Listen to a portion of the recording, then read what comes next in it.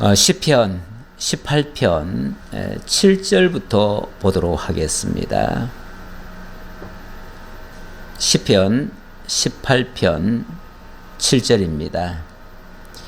이에 땅이 진동하고 산들의 터도 요동하였으니 그의 진노로 말미암음이로다.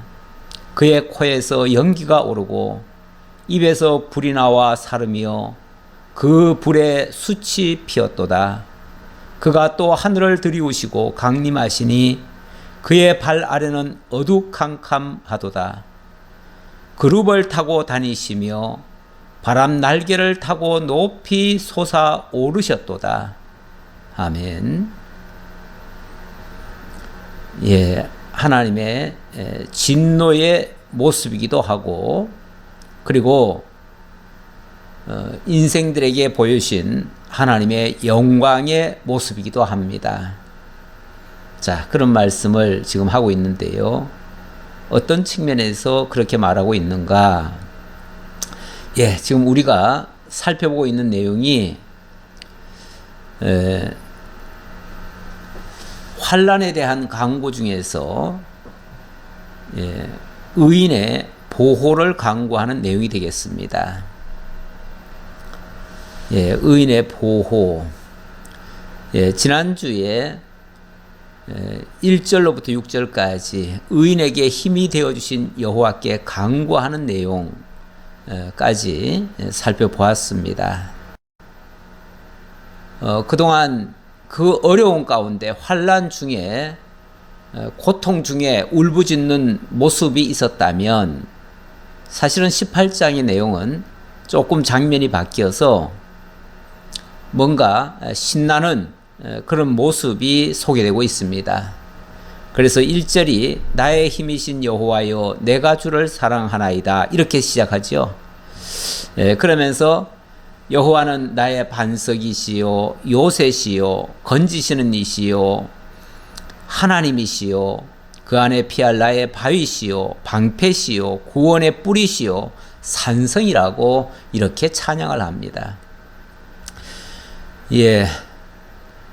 다윗의 이 환난 때에 부른 노래 가운데서는 처음으로 찬양시가 되겠습니다. 다윗의 시를 한번 주제별로 좀 나눠봤더니요, 비탄시가 제일 많습니다. 굉장히 고통스러울 때에 그 애통하는 마음으로 부르짖는 그런 내용이 많다는 거죠. 그런 내용이 무려 27편에 달합니다. 물론 이거보다 더 많습니다. 왜냐하면 작자 미상도 많거든요. 작자 미상의 내용은 사실은 대부분이 다윗의 시라고 볼 수 있는데, 정확히 다윗인지 몰라가지고 이름을 안 쓴 경우가 있어요. 그래서 다윗의 시로 분류가 안 돼서 그렇지 아마도 다 합하면은 훨씬 더 많을 겁니다. 그 다음에 나오는 시가 바로 찬양시입니다. 그러니까 비탄시와 찬양시, 두 번째는 찬양시인데 찬양시가 확인된 것만 11편에 있고요. 그 다음에 하나님의 지혜에 대한 이것도 뭐 높이는 내용이니까 이것도 뭐 찬양과 같죠.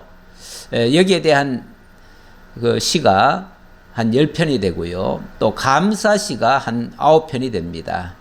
그리고 참회시가 한 6편이 돼요.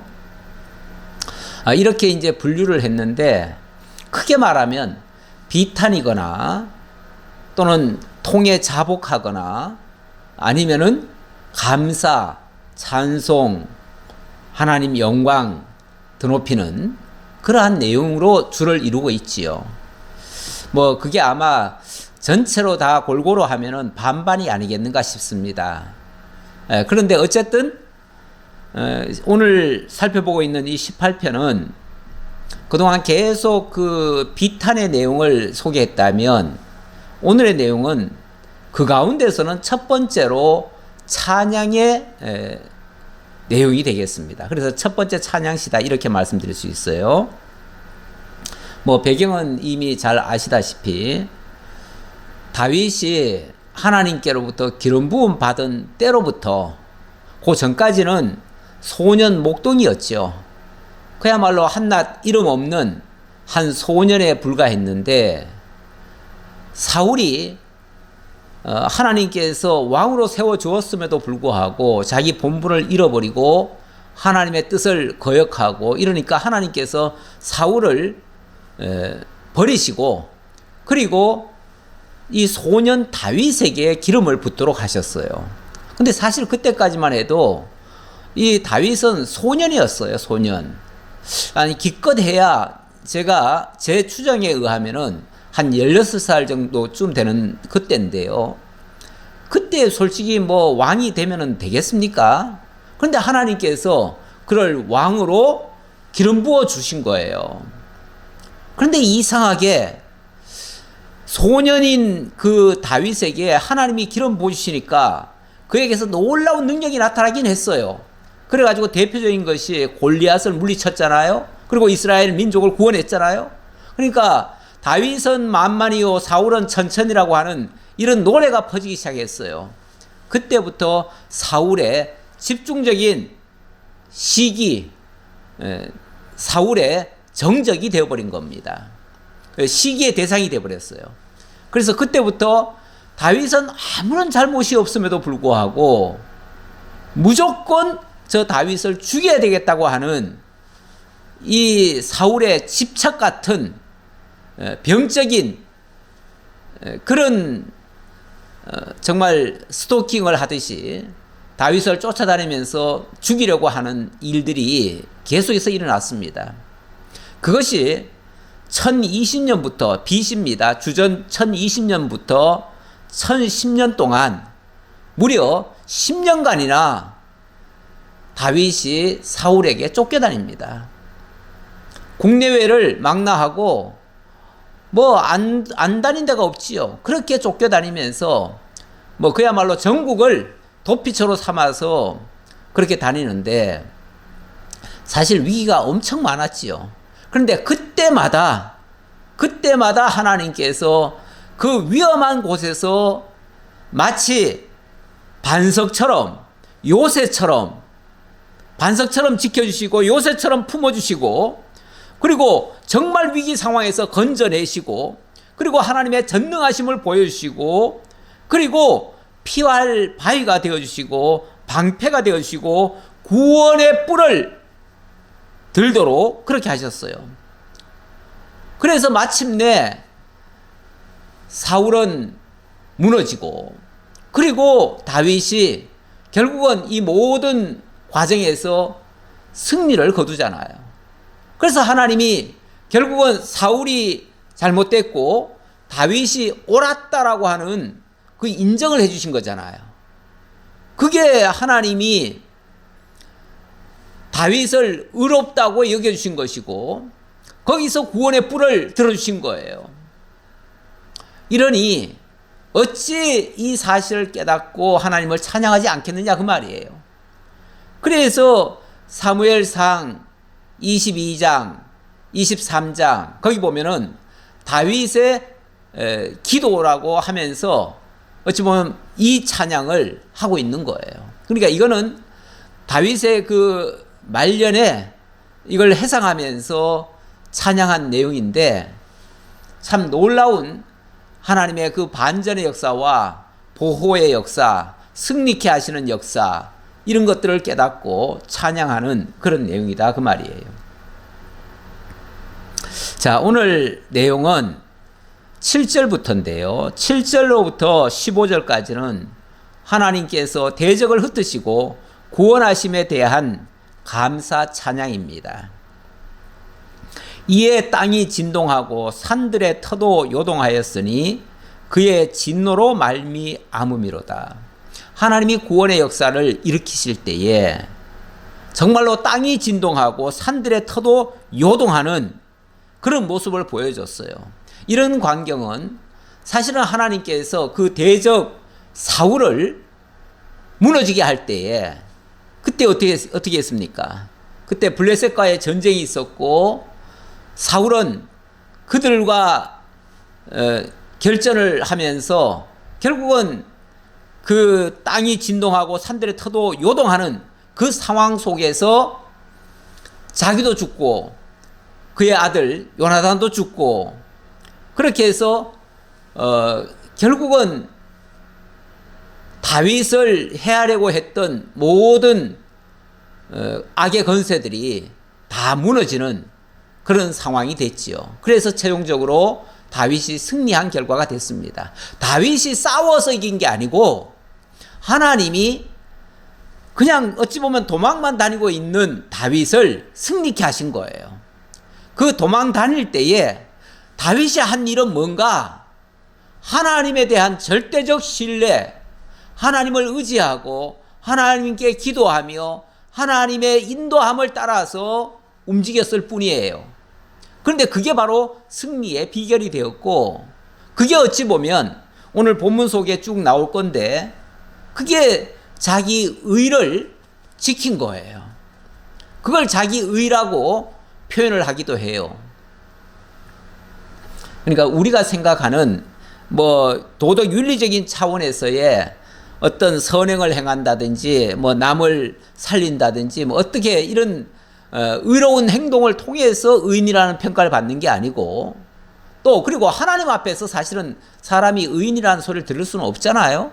그러니까 그런 차원의 이야기가 아니라 사울과의 관계 속에서의 의로운 모습, 그것이 결국 하나님께서 승리케 하신 내용이다 그 말이에요.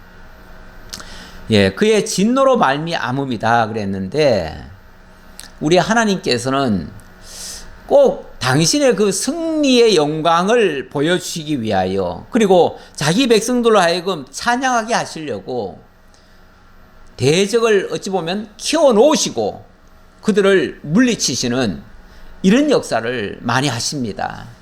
그래서 성경 스토리를 보다 보면은 분명히 언약 자손이고 하나님이 의롭다 인정해 주신 자들이 애매히 고난을 받고 핍박을 당하고 쫓겨다니고 죽을 코에 많이 빠집니다. 하지만 그러기까지 대적이 흥왕하고 대적이 마치 승리하는 것 같다가도 마침내 하나님의 역사로 말미암아 그들이 꼬꾸라지고 의인이 거기서 구원을 받게 되어집니다. 그렇게 함으로 말미암아 하나님의 그 전능하심, 그리고 자기 백성을 지켜주시는 그 신실하심, 거기에 감탄하는 언약 자손들이 하나님을 찬양하게 되어지죠. 이런 장면은 세상 마지막 때에도 오늘 사는 우리들에게는 어찌 보면 현실 속에서 당장 다윗과 같은 그런 상황을 맞이하기는 어렵잖아요. 그래서 우리가 다윗의 그 내용이 잘 실감이 안 날 수도 있는데, 요한계시록에 보면 하나님께서 장차 모든 대적의 세력, 대적의 왕, 그들을 하나님께서 진멸하시고 마침내 자기 백성들로 하여금 할렐루야 찬양을 하게 하신다는 내용이 소개되어 있습니다. 그래서 제가 언급하고 넘어가겠습니다. 요한계시록 19장 1절 보니까, 이 일 후에 내가 들으니 하늘에 허다한 무리의 큰 음성 같은 것이 있어 이르되 할렐루야 구원과 영광과 능력이 우리 하나님께 있도다. 그러면서 그의 심판은 참되고 의로운지라. 저 악한 자들이 그렇게 진멸당하는 것은 하나님의 공의로운 심판의 결과다, 그런 뜻이죠. 음행으로 땅을 더럽게 한 큰 음녀를 심판하사 자기 종들의 피를 그 음녀의 손에 갚으셨도다 하고, 두 번째로 할렐루야 하니 그 연기가 세세토록 올라가더라. 보호자의 음성이 나서 이르되 하나님의 종들 곧 그를 경외하는 너희들아. 자, 이 광경을 누구에게 보여줍니까? 바로 하나님의 종들. 하나님의 종들은 다른 말로 하면 그를 경외하는 자들, 하나님을 경외하는 자들. 그들은 작은 자나 큰 자나 다 우리 하나님께 찬송하라 하더라. 결국 모든 하나님의 택한 백성들, 하나님이 구원해 주신 그 하나님의 자녀들, 성도들, 그들로 하여금 하나님 찬송케 하려고 이 모든 역사를 펼치시고 우리에게 보여주실 것이다. 그런 얘기예요. 우리가 주님 오시는 그날까지 살아있으면 당연히 이 장면을 볼 것이고요. 만약에 그렇지 않으면 각 개인별로 어찌 보면 이런 굉장히 어려운 과정이 있을 수도 있고요. 그 어려운 과정 속에서 하나님의 구원하심의 역사가 있을 수 있습니다. 그럴 때에 우리가 또 하나님을 찬양할 수 있게 되는 것이죠. 그러니까 현재 어려움이 있는 분들도 있고 또 앞으로 그런 일이 있을 수도 있습니다. 있을 수도 있는데 설령 그런 일이 있다고 한다면 그것은 우리로 하여금 하나님의 그 놀라운 능력의 영광을 발견하고 하나님 찬양케 하시려고 섭리하시는 내용이다. 이렇게 이해하시면 되겠습니다. 네, 9절이죠. 그가 또 하늘을 들이우시고 강림하시니 그의 발 아래는 어두캄캄하도다. 하나님이 이 죄악된 세상, 어두운 세상 속에 하나님이 친히 강림하셔서 역사하신다 그 말이죠. 이거는 심판의 역사를 그렇게 하실 거다라고 하는 내용입니다. 그룹을 타고 다니시며 바람 날개를 타고 높이 솟아오르셨도다. 우리 하나님이 하시는 그 모습이 마치 천사, 여기 그룹은 천사들입니다. 천사들을 통해서 아니 가시는 곳이 없고 아니 계신 곳이 없고 언제 어디든 어떤 상황이든 하나님이 함께 하셔서 역사하신다. 그런 차원에서 하는 말이죠. 그가 흑암을 그의 숨는 곳으로 삼으사 장막같이 자기를 두르게 하시며 곧 물의 흑암과 공중의 빽빽한 구름으로 그리하시도다. 그 앞에 광채로 말미암아 빽빽한 구름이 지나며 숯불과 우박과 숯불이 내리도다. 이게 하나님의 그 악한 권세에 대한 하나님의 역사를 지금 이렇게 표현하는 것입니다. 이런 걸 통해서 하나님의 영광이 나타나지요. 13절입니다. 여호와께서 하늘에서 우레소리를 내시고 지존하신 이가 음성을 내시며 우박과 숯불을 내리시도다. 그의 화살을 날려 그들을 흩으시며 많은 번개로 그들을 깨뜨리셨도다. 우리 하나님이 로마서 9장에 보면 바로를 강팍게 해서 강팍게 하니까 언약 자손들을 막 괴롭히잖아요. 그럴 때에 하나님의 영광을 나타내신대요. 그래서 자기 백성들 하여금 그 바로를 어떻게 보면 강팍게 해서 하나님의 진노를 보시고 그 진노의 영광을 자기 백성들로 하여금 찬양케 하신다. 그런 말씀이에요. 우리 하나님이 어찌 보면 이 세상에 죄악의 요소들을 참 이렇게 말씀드리면 혹시 또 오해하실지 모르겠는데 하나님이 자꾸 키우셔요. 악의 세력들을 제거하는 게 맞을 것 같은데 하나님이 어떤 면에서 악인들이 횡행하도록 악인들이 정말 악한 짓을 하도록 하나님이 내어버려 두셔요. 왜요? 그렇게 해가지고 그 대적이 커야 하나님의 진노 앞에서 하나님의 영광이 드러나지요. 그래서 그런 거예요. 그럴 때에 그의 화살을 날려 그들을 흩으시며 많은 번개로 그들을 깨뜨리셨도다.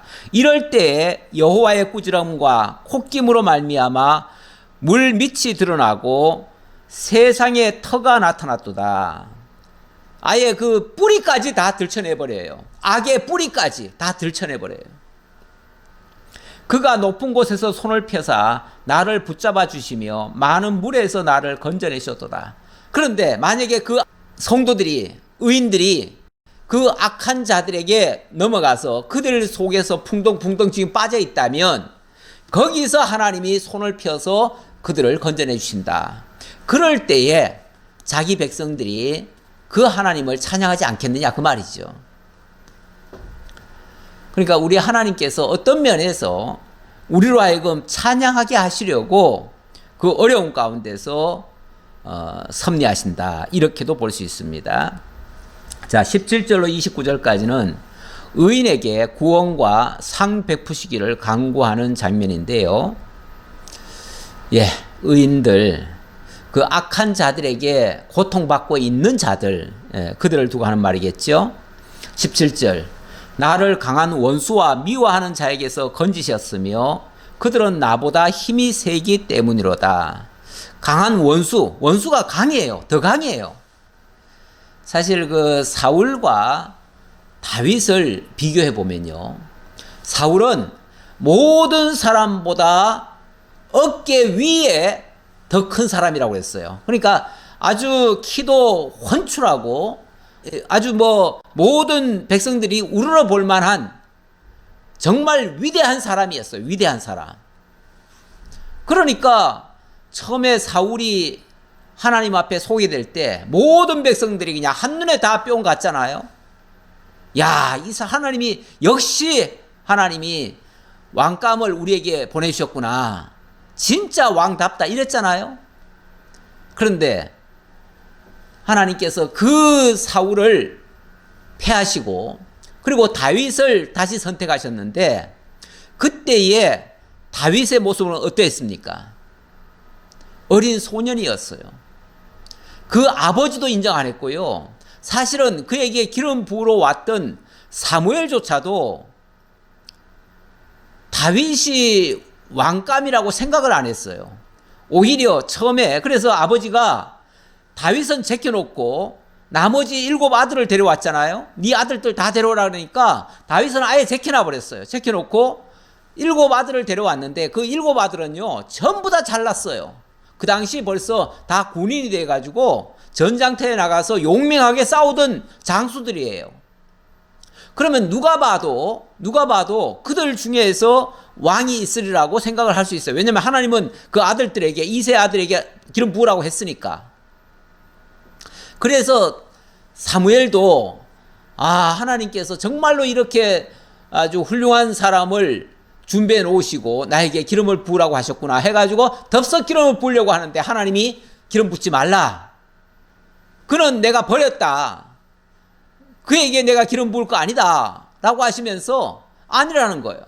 2번째 데려왔는데 2번째도 아니라는 거예요. 3번째도 아니다. 4번째도 아니다. 5번째도 아니다. 6번째도 아니라는 거예요. 7번째까지 아니라는 거예요. 하나님이. 그래서 사무엘이 묻잖아요.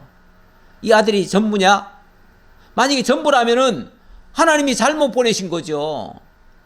그런데 그 이세의 말이 얘 하나가 있기는 한데요. 걔는 아직 어리고요. 들판에서 목동 키우느라고 아무것도 몰라요. 이런 식으로 얘기를 합니다. 이런 식으로. 그러니까 무슨 소리냐? 하나님이 내 아들 중에서 하나를 택한다고 했는데 네가 왜 사람의 외모로 네가 평가를 하느냐? 그래서 당장 그 아이 데려오라. 데려왔더니 하나님이 뭐라 그러십니까? 이 아이가 내 마음에 합한 사람이라 이렇게 얘기를 해요. 내 마음에 합한 사람이라. 하나님이 다윗을 하나님의 마음에 쏙 드는 정말 하나님이 미리 준비해 놓은 그런 인물이라는 거예요. 그런데 그 아이는 사실은 키도 작아요. 나가서 전쟁에서 싸울 만한 그런 사람이 아니에요. 외모로 보면 볼품없다 그 말이에요. 그런데 하나님이 그 약한 자를 들어다가 강한 자를 부끄럽게 하시고 오히려 그 상대 첫 번째 하나님이 붙여주신 상대가 누굽니까? 골리앗 아닙니까? 골리앗은요 다윗에 비하면, 그러니까 다윗에 비하면 사울도 크고 잘생기고 정말 대단한 사람이지만 골리앗은 그보다 더 강한 자예요. 더 키도 크고 더 용맹한 그런 사람을 상대로 해가지고 돌 팔매 몇 개 가지고 그대로 그냥 맞춰가지고 죽여버리잖아요. 그것도 자기 칼이 없으니까 그 적의 칼을 뽑아가지고 적을 쳐서 죽이잖아요. 이거는 세상 그 무엇으로 설명이 가능하겠습니까? 하나님의 영이 그와 함께하니 그가 완전히 새 사람으로서 역사하신 거예요. 결국 하나님이 그와 함께 하시면 아무리 소년 다윗이라 할지라도 하나님의 놀라운 능력을 발휘할 수 있는, 그야말로 다윗의 힘이 아니라 반석이시고 산성이시고 구원하시는 그 주님의 능력으로 승리케 하신 것이죠. 그러니 어찌 찬양이 안 터져 나오겠어요. 나를 17절입니다. 나를 강한 원수와 미워하는 자에게서 건지셨으며, 강한 원수, 다윗의 그 대적들은요 다 강한 원수들이에요. 그리고 정말 다윗을 미워하는 자들이었어요.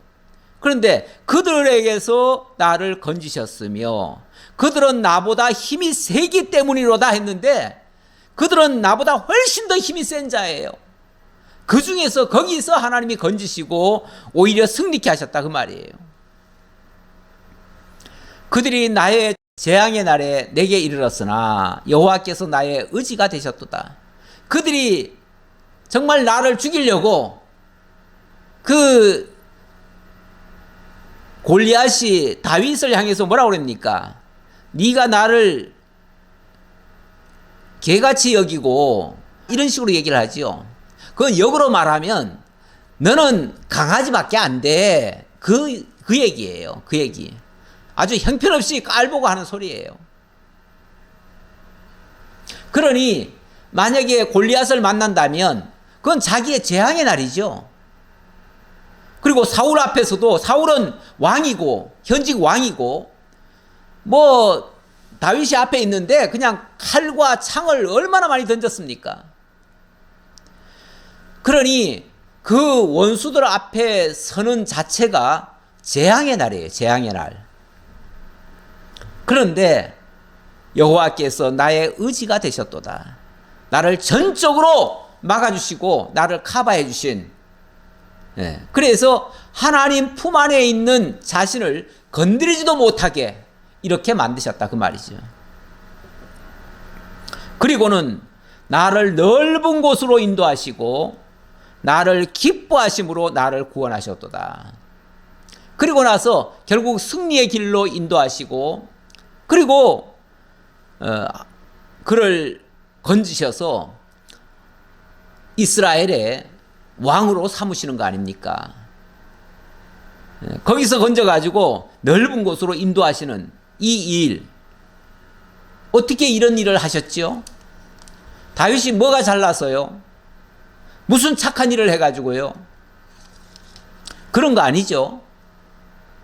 하나님이 다윗을 보실 때에 기뻐하셨다 이렇게 얘기를 해요. 그 하나님이 나를 기뻐하심으로 나를 구원하셨도다. 내가 잘해서 구원받은 게 아니고 하나님이 나를 기뻐해서 나를 구원하셨다 이렇게 말하지요. 그래요. 우리가 구원받은 것은 내가 잘해서 구원받는 게 아니라 하나님이 기뻐하셔서 구원하시는 거예요. 그래서 나를 기뻐하심으로 구원하셨다는 이 말에 제가 또 생각나는 말씀이 에베소 1장 3절 이하의 말씀입니다. 하나님의 영원전 계획, 우리를 향하신 하나님의 계획, 그 계획은 하나님의 사랑에 기초합니다. 하나님의 사랑이 우리를 기뻐하셔서 우리를 택하시고 우리를 거룩하고 흠이 없게 만들어서 영원히 하나님의 나라에 살게 하실 그런 계획을 하나님이 세우신 거예요. 그래서 찬송하리로다 하나님 곧 우리 주 예수 그리스도의 아버지께서 그리스도 안에서 하늘에 속한 모든 신령한 복을 우리에게 주시되, 모든 신령한 복, 하나님이 우리를 너무 기뻐서 우리에게 모든 신령한 복을 주시기로 하나님이 작정하셨다는 거예요. 언제예요? 그 창세 전에 그리스도 안에서 우리를 택하사 우리로 사랑 안에서 그 앞에 거룩하고 흠이 없게 하시려고 이미 창세 전에 우리를 택하셨고 예정하셨는데, 어떻게 예정하셨는가? 우리로 하나님의 사랑 안에서 하나님 앞에 거룩하고 흠이 없게 세우시려고 그렇게 하셨다 그 말이에요. 이것이 하나님의 기쁘신 뜻이었습니다. 그래서 그 기쁘신 뜻대로 우리를 예정하사 예수 그리스도로 말미암아 자기의 아들들이 되게 하셨으니, 그렇게 하시려고 자기의 아들 삼아 주신 거예요. 아들이 뭐 아무나 됩니까? 내가 아들 되겠다고 하면 되는 겁니까? 옛날에 제가 하나님도 모르고 세상도 모르고 아무것도 모를 때 뭐 다른 나라 이야기를 들으니까 그 나라에 태어나면 너무너무 좋다는 거예요. 그냥 요람에서부터 무덤까지 고생 안 하고도 살 수도 있다는 거예요. 그렇게 좋은 집안에서 태어나면 얼마나 좋겠어요. 그렇게 해주는 나라에서, 그렇게 해주는 아버지 밑에서 내가 태어났으면 얼마나 행복하겠어요. 아, 내가 저 좋은 나라에 태어났으면, 저 좋은 아버지 밑에서 태어났으면 얼마나 좋았을까. 그런데 그거는 우리가 원한다고 되는 게 아니잖아요. 하나님이 원하셔야지요. 우리를 그 나라에 살게 하실 그분이 결정하실 일이죠. 그런데 알고 보니까, 그때는 몰랐지만 알고 보니까 우리는 이 세상 그 어떤 나라의 어떤 사람 부모 밑에 태어나는 그 정도 차원이 아니라 영원한 하나님의 나라에서 하나님 아버지의 자녀가 되는 이 권세를 주셨다는 겁니다. 예수 그리스도로 말미암아 하나님의 아들들이 되게 하셨으니 이는 그가 사랑하시는 자 안에서 우리에게 거저 주시는 바 그의 은혜의 영광을 찬송하게 하려는 것이라. 왜 그렇게 하셨는가? 왜 나 같은 자를 그 위대하시고 거룩하시고 의로우신 그분이 자기 아들 삼으셨는가? 그렇게 함으로써 우리로 하여금 영원토록 그 은혜의 영광을 찬송하게 하려고 그렇게 하신 것이다. 그래서 이사야 43장에 보면 하나님이 인생을 지으신 목적 중에 내가 내 백성을 지은 이유는 나를 찬송하게 하려는 것이다. 이런 말씀도 하셔요. 사실 같은 맥락이에요. 우리 하나님이 당신이 찬양을 받으시기 위해서, 그래서 우리로 하여금 찬송하는 백성 되게 하려고 우리를 거룩하게 하시고 의롭게 하시고 구원해 내시는, 그리고 하늘나라를 선물로 주시는 이 엄청난 복을 주셨다 그 말이에요. 그게 신령한 복이에요. 이게 무슨 내 공로입니까? 그런데 20절에 보니까 여호와께서 내 의를 따라 상 주시며 내 손의 깨끗함을 따라 내게 갚으셨으니 이는 내가 여호와의 도를 지키고 악하게 내 하나님을 떠나지 아니하였으며 그의 모든 규례가 내 앞에 있고 내게서 그의 율례를 버리지 아니하였음이로다. 언뜻 들으니까 하나님이 내 의를 따라 상을 주셨다네요. 그리고 내 깨끗함을 따라 내게 갚아주셨다네요. 다윗이 지금 자기가 의롭고 자기가 깨끗하기 때문에 하나님이 그 상급으로서 지금 승리케 하셨다라고 말하는 것 같지요. 그리고 거기에 대한 설명으로 내가 여호와의 도를 지키고 악하게 하나님을 떠나지 않았다 이 말을 하는데요. 그리고 내가 그의 율례를 버리지 않았다 이렇게 얘기를 합니다.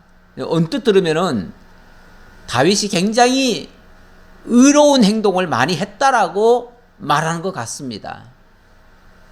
일단 조금 더 읽어보죠. 또한 나는 그의 앞에 완전하여 나의 죄악에서 스스로 자신을 지켰나니. 한술 더 뜨네요. 하나님 앞에서 다윗이 완전했대요. 완전. 그리고 스스로 죄악에서 자신을 지켰대요. 쉽게 말하면 죄 안 지었다 이런 말 같잖아요. 그러므로 여호와께서 내 의를 따라 갚으시되 그의 목전에서 내 손이 깨끗한 만큼 내게 갚으셨도다. 내가 깨끗하니까 하나님이 깨끗한 만큼 갚아주신 것이다 라고 얘기를 합니다. 아무리 봐도 이 본문은 자기 의를 막 자랑하는 것 같아요. 하나님 앞에서 감히. 네, 요거 이해를 잘못하면 우리가 이 깨끗하게 살아야 된다. 그래야 하나님께로부터 이런 상급도 받고 보상을 받는다. 이렇게 오해할 우려가 있는 말씀이기도 합니다. 일단 문자적으로는 그렇죠. 근데 이제 여기에 대한 의미를 조금 더 생각해보고 가야 될 것 같습니다. 안 그러면은 오해 소지가 있어서요. 일단은 도를 지킨다는 말의 의미를 보니까 이 지킨다는 말이 내가 꼭 뭐를 다 이뤄낸다는 말이 아니라 그 말씀을 잊지 않는다는 얘기예요. 킵이라는 단어인데요. 일종의 그 간직한다는 거 아닙니까? 언약의 말씀을 잊어버리지 않고 잘 간직했다는 거예요. 하나님이 자기에게 기름 부어서 이제 왕으로 삼기로 작정을 하셨잖아요. 그리고 기름 부어 주셨잖아요. 그래서 어떤 상황에서도 그 사실을 잊지 않았다. 그것을 기억하고 있었다. 그걸 간직했다. 그런 의미에서의 도를 지켰다. 그런 얘기예요. 1차적으로. 그리고 내 의를 따라 상 주시며 갚으셨다. 이것도 내가 도를 지키고 율례를 버리지 않았기 때문에 거기에 대한 보상이라고 생각하기 쉬운데 사실은 그 말이 아니고요. 요 시대적 상황을 좀 이해를 하셔야 돼요. 지금 다윗의 대적이 일단 사울이라고 합시다. 그런데 사울과 지금 다윗이 어찌 보면 하나님의 심판대 앞에 있다고 합시다. 그러면은 하나님이 그 심판대 앞에서 다윗이나 사울을 한쪽은 옳다 한쪽은 틀리다라고 사실은 판결을 내리셔야 될 거 아니겠어요? 그래야 한쪽을 심판하시고 한쪽을 이렇게 세우시죠. 자, 그렇게 지금 여호와의 심판대 앞에 있다고 했을 때 법정에서 다윗이 자기를 변호하는 거예요. 평소에 모든 면에서 내가 의롭다는 얘기가 아니라 지금 사울과의 지금 대비하면서 사울과 같은 법정에 있으면서 하나님 앞에 자신을 변호하면서 하는 말이에요. 쉽게 말하면은. 그랬을 때 당연히 법정에서 그 상대방보다 내가 의롭다는 얘기를 주장을 해야 되는 것이죠. 내가 잘못하지 않았는데 쉽게 말하면은 저 사람이 나를 모해하고 시기하고 질투하고 나를 죽이려 하고 이렇게 했었노라. 이렇게 말할 수밖에 없잖아요. 그래서 이 표현들은 바로 법정에서 피고 사울에 대한 원고 측 입장, 바로 자신의 입장을 얘기하는 거다 그 말이죠. 그 사울에게 죽을 만한 죄를 지은 적이 없잖아요. 그런데 사울이 지금 죽이려고 하잖아요.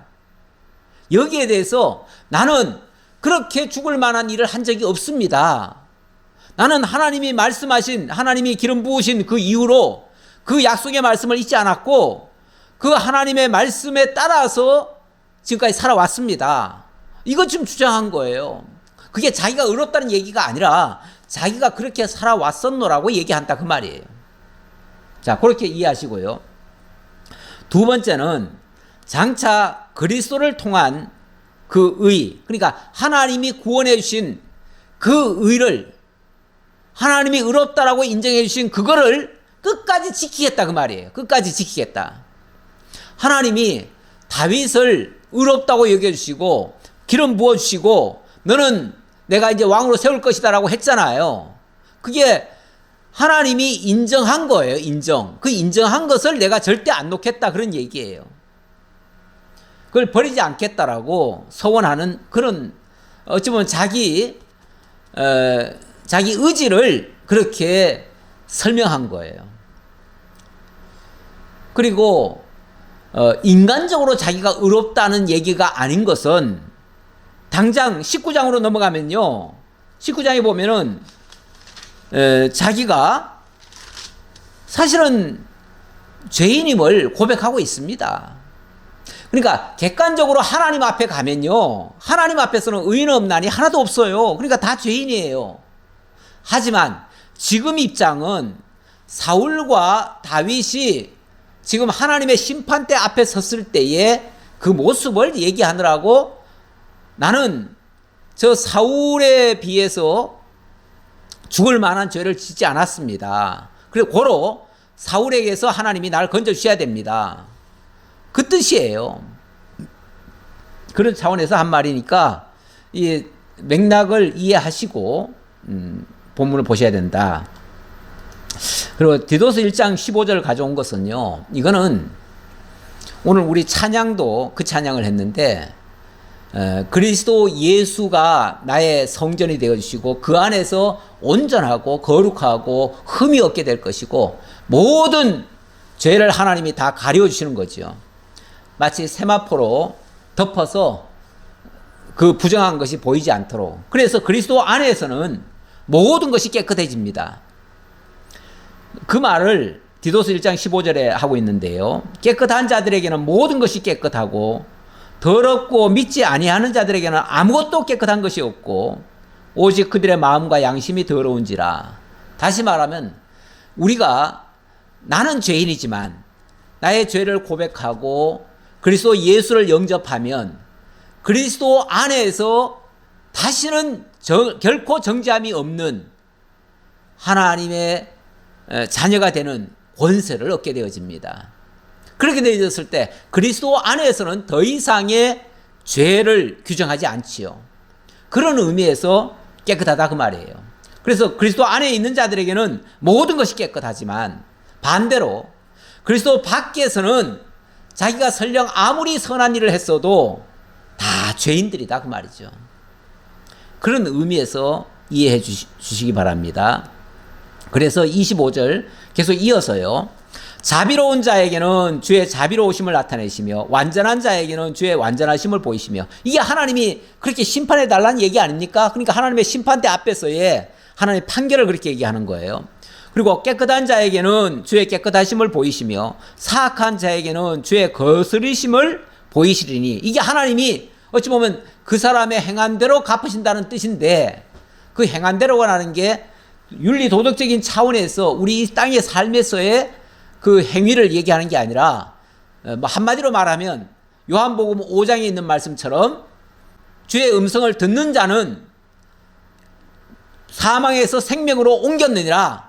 더 이상 그 안에서는 정죄함이 없고 그러나 그 음성을 듣지 아니하고 예수를 영접하지 않는 자들에게는 영원한 심판이 영원한 사망이 있을 것이다 라는 말과 같은 얘기예요. 주께서 공고한 백성은 구원하시고 교만한 눈은 낮추시리이다. 그래서 의인과 악인을 이렇게 나누실 것이다. 물론 그 의인이라고 하는 것은 자기 의가 아니라 그리스도 안에 있느냐 그리스도 밖에 있느냐 이걸로 판가름이 된다. 28절입니다. 주께서 나의 등불을 켜시며 여호와 내 하나님이 내 흑암을 밝히시리이다. 자, 여기서 주어를 잘 보세요. 내가 나의 등불을 켠다는 얘기입니까? 내가 나의 의를 드러낸다는 얘기입니까? 아니죠.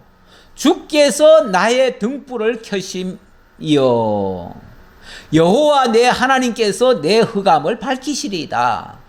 하나님이 나를 그 어둠 속에서 건져서 환한 곳, 의로운 곳으로 인도하실 것이다 그 말이죠. 내가 주를 의뢰하고 적군을 향해 달리며 내 하나님을 의지하고 담을 뛰어넘나이다. 그래서 하나님이 나를 의롭게 여기시고 나를 붙드시고 인도하시니 나는 그 하나님 믿고 뭐든지 다 하겠습니다. 하나님 의지하고 담도 뛰어넘겠습니다. 그거는 당당하게 내가 가야 할 길을 가겠다 그런 얘기지요. 주께서 나의 등불을 켜신다라는 말씀. 네.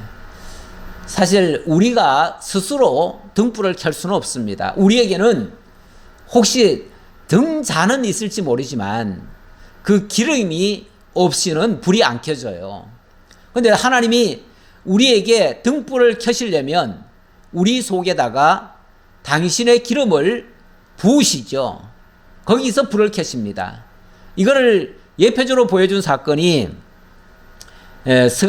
스가랴서에 나오는 얘기인데요. 스가랴서 4장 2절 이하에 보면 거기 여호수아가 등장하고요. 여호수아에게 순금 등잔대를 보여주십니다. 환상 가운데 보여줘요. 거기에 7 등잔이 있는데 그 옆에 감람나무가 서 있어요. 근데 자세히 보니까 감람나무에서 이 파이프가 연결이 돼 있어요. 그 등잔대로 연결이 돼 가지고 감람나무에서 기름이 계속 공급되니까 이 등잔에서 불이 꺼지질 않는 거예요. 이 감람나무, 그 감람나무가 결국은 장차 우리 주 예수 그리스도를 통해서 그 성령의 기름 부음으로 말미암아 영원히 빛을 내실 것을, 결국 하나님의 기름으로 그 불빛이 나에게서 나올 것을 가리키는 그런 예언의 말씀이죠. 그러면서 4장 6절에 보니까 그가 내게 대답하여 이르시되 여호와께서 스룹바벨에게 하신 말씀이 이러하니라. 만군의 여호와께서 말씀하시되 이는 힘으로 되지 아니하며 능력으로 되지 아니하고 오직 나의 영으로 되느니라. 이렇게 되어지는 일, 다시 말하면 마른 등잔에 그 불이 켜지고 그것이 영원토록 빛나는 것은 인간 스룹바벨의 능력으로 되는 게 아니고 오늘 우리의 힘으로 되는 게 아니고 만군의 여호와의 능력, 바로 성령의 기름 부으심으로 말미암아 그 역사가 이루어진다. 결국 하나님이 우리를 온전케 하시고 의롭게 하신다, 그런 얘기죠. 30절로 45절 말씀대로 원수를 진멸해 주시기를 간구하는 장면인데요. 하나님의 도는 완전하고 여호와의 말씀은 순수하니 그는 자기에게 피하는 모든 자의 방패시로다. 여호와 외에 누가 하나님이며 우리 하나님 외에 누가 반석이냐? 그렇죠. 하나님 외에 누가 전능자겠습니까? 이 모든 일을 하실 수 있는 분이 누구겠습니까? 하나님께서 전능자이시고 그분의 도, 하나님의 도가 곧 하나님의 말씀입니다. 그 하나님의 말씀의 완전성 그리고 순수성, 완벽하지요. 하나님의 말씀은 정말 1.1획도 거짓되거나 폐지지 아니하고 온전히 이루어질 것을 말씀하는 거예요. 여호와의 도가 완전하다, 하나님의 도가 완전하고 순수하다는 말씀, 마태복음 5장에서도 그 말씀을 예수님이 인용하셨는데요. 예수님이 그런 표현하셨죠.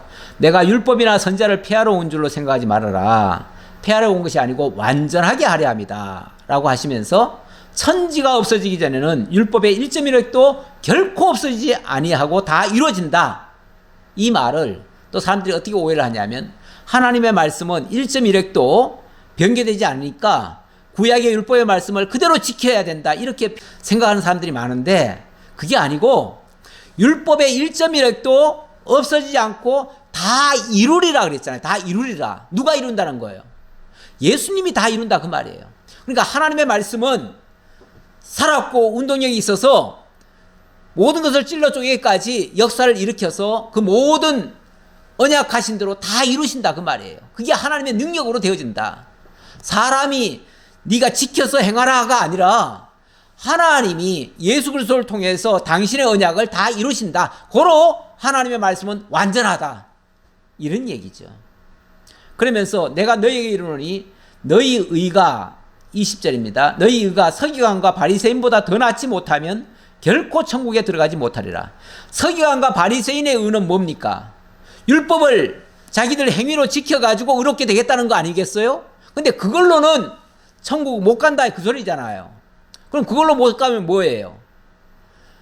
자기가 지켜서 의롭게 돼서 구원을 받는 게 아니고 그리스도 예수를 통해서 의롭게 되어지고 그의 의로 말미암아 구원을 받게 된다, 그 얘기예요. 그러니까 율법을 지켜서 만드는 그 의보다 더 나은 의, 더 나은 의는 그리스도의 의입니다. 그리스도의 의. 결국은 다윗이 말한 그 의도 장차 그리스도를 통해서 이루어주실 그 의를 바라고 기도한 내용이에요. 무슨 다윗이 그리스도를 찾았느냐라고 혹시 생각하실지 모르지만 예수님께서 친히 말씀하셨잖아요. 다윗이 주께서 내 주에게 말씀하시기를 하면서 그 여호와께서 그리스도 메시아를 통해서 이루실 약속을 내게 주셨다라고 말하잖아요. 다윗도 메시아를 믿은 겁니다. 32절입니다. 이 하나님이 힘으로 내게 띠띠우시며 내 길을 완전하게 하시며 나의 발을 암사슴 발 같게 하시며 나를 나의 높은 곳에 세우시며 내 손을 가르쳐 싸우게 하시니 내 팔이 놋할을 당기도다. 하나님이 주시는 힘으로 모든 것을 감당하겠습니다, 그런 얘기죠. 또 주께서 주의 구원하는 방패를 내게 주시며 주의 오른손이 나를 붙들고 주의 온유함이 나를 크게 하셨나이다. 주의 온유함이 나를 크게 하셨다. 그러니까 무슨 우리가 대적을 향해서 싸우는 게 내가 무슨 뭐 큰 힘이 있고 이래가지고 이기는 게 아니고 조용히 나와 함께 하시는 그 하나님의 능력으로 이기는 거죠. 그렇게 되어지면 내 걸음을 넓게 하셨고 나를 실족하지 않게 하셨나이다. 그래서 다윗이 그 정말 보잘것없는 그런 소년 다윗으로가 아니라 정말 하나님의 능력의 그 그릇이 돼가지고 그 엄청난 일을 하게 된 거잖아요. 내가 내 원수를 뒤쫓아가리니 그들이 망하기 전에는 돌아서지 아니하리이다. 내가 그들을 쳐서 능히 일어나지 못하게 하리니 그들이 내 발 아래에 엎드러지리이다. 이렇게 해서 다윗이 그 모든 대적들을 이기고 승리케 했다고 하는 그 찬양이에요. 주께서 나를 전쟁하게 하려고 능력으로 내게 띠띠우사 일어나 나를 치는 자들이 내게 굴복하게 하셨나이다. 그래서 다윗을 우습게 알고 깔보던 모든 자들이 결국은 다윗 앞에 다 무릎 꿇게 만들었어요. 또 주께서 내 원수들에게 등을 내게로 향하게 하시고 나를 미워하는 자들을 내가 끊어버리게 하셨나이다. 그들이 부르짖으나 구원할 자가 없었고 여호와께 부르짖어도 그들에게 대답하지 아니하셨나이다. 내가 그들을 바람 앞에 티끌같이 부서뜨리고 거리에 진흙같이 쏟아 버렸나이다. 결국은 이렇게 해서 승리했다 그 얘기예요.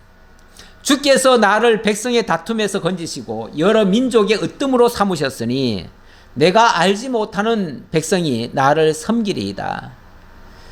이렇게 해서 다윗이 승리하고 난 다음에는요, 사울 시대 때는 한 나라의 왕으로만 군림을 했지만 다윗이 이 모든 역경을 거친 다음에 왕이 된 다음에는요, 한 나라의 왕이 아니라 그 주변 모든 나라를 다 복속시키고 그 나라들이 다 조공을 바치는, 그래서 제국이 되어집니다. 제국, 이스라엘 제국이 되어져요.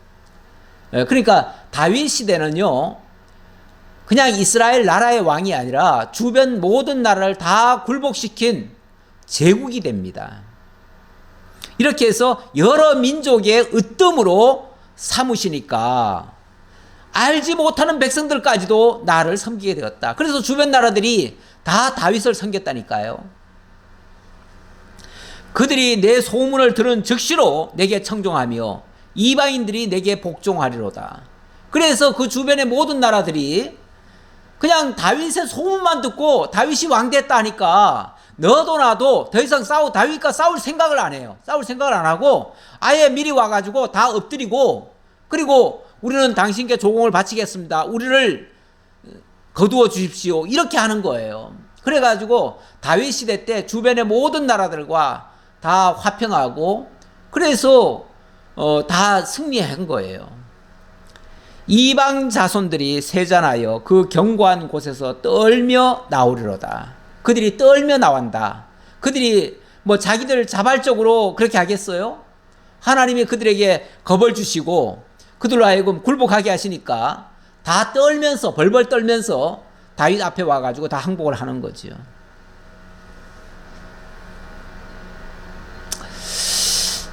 요 조금 남았는데, 요거까지 마저 하면 또 시간이 오버될지 모르니까, 오늘은 여기까지 하겠습니다. 우리 하나님 능력 참 대단하십니다.